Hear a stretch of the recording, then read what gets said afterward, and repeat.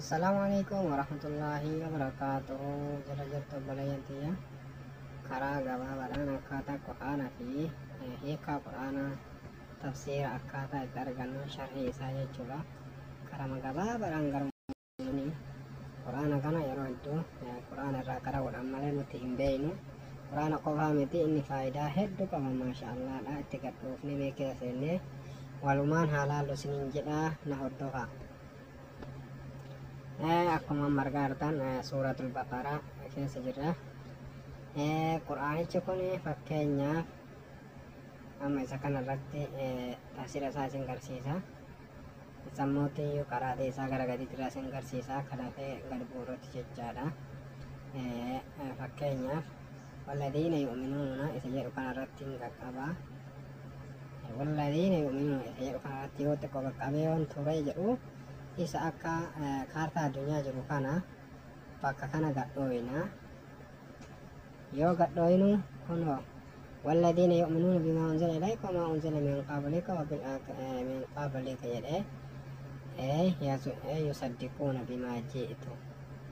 Garda akkasitti hiikkaa isaa tafsiira bimaa ji'tu bihi min allaahi, tafsiira isaa asitti min rabbihim وبالآخرة هم يوقنون يجدوا أي بالبعث والقيامة والجنة والنار. قصدت تفسير إسان وافد ما شاء الله. قرآنكم باي توكو بريد الراحة فيدمنو سنجدا.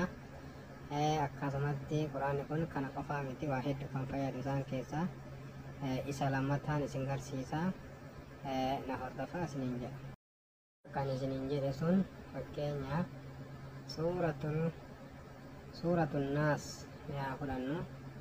Suuratul naas akka nu qara'u feena. Achimal bakkuma san gadhooyina marraa takka eega gadhooyine bakka kana dhooyina ofiin nu qara'a jechuudha. Bismillahir rahmanir rahim. Qul a'uudhu bi rabbin naas ilahin naas min sharril waswasil khannas الذي يوسوس في صدور الناس من الجنة والناس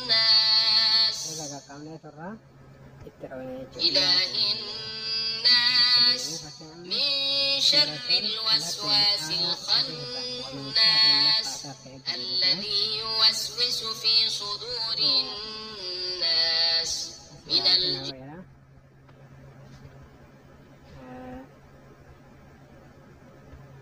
Raga turra bakka kana dhoofne egaa raga qabnee turre as dhooyina gad bu'ee jechuudha.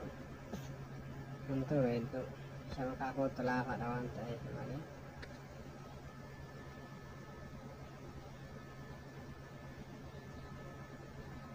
ومن شر النفاثات في العقد ومن شر حاسد إذا حسد. بسم الله الرحمن الرحيم. ومن شر النفاثات في العقد ومن شر حاسد إذا حسد.